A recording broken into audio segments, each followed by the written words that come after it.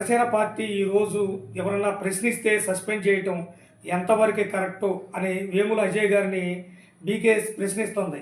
అజయ్ గారు వివరణ తీసుకోకుండా సస్పెండ్ చేసే సంస్కృతి ఎక్కడి నుంచి వచ్చింది? సస్పెండ్ చేయమని మీకు ఎవరు ఆర్డర్ ఇస్తున్నారు? అది ఒకసారి ప్రజలకు వివరించండి. అదేవిధంగా పిఠాపురం నియోజకవర్గంలో తెలుగుదేశం కార్యకర్తలు కానీ వాళ్ళ నాయకుడు వర్మ కానీ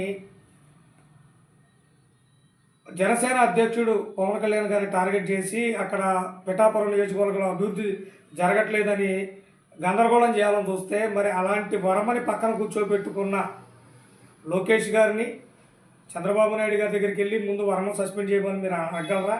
కూటమే కదా.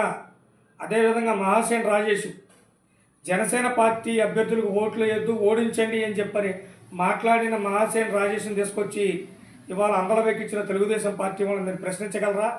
అంటే పవన్ కళ్యాణ్ గారి కోసం ప్రాణాలు సైతం లెక్క చేయకుండా కుటుంబాలను వదిలేసి పవన్ కళ్యాణ్ గారి కోసం కష్టపడ్డ కార్యకర్తలకు మీరు ఇచ్చే గౌరవం ఇదేనా అని నాలాంటి కార్యకర్త అడుగుతున్నాడు. గుర్తుపెట్టుకోండి, కార్యకర్తలను విస్మరిస్తే తగిన మూల్యం చెల్లించుకోవాల్సి వస్తుందని బీకేఎస్ జనసేన పార్టీ నాయకులు హెచ్చరిస్తుంది.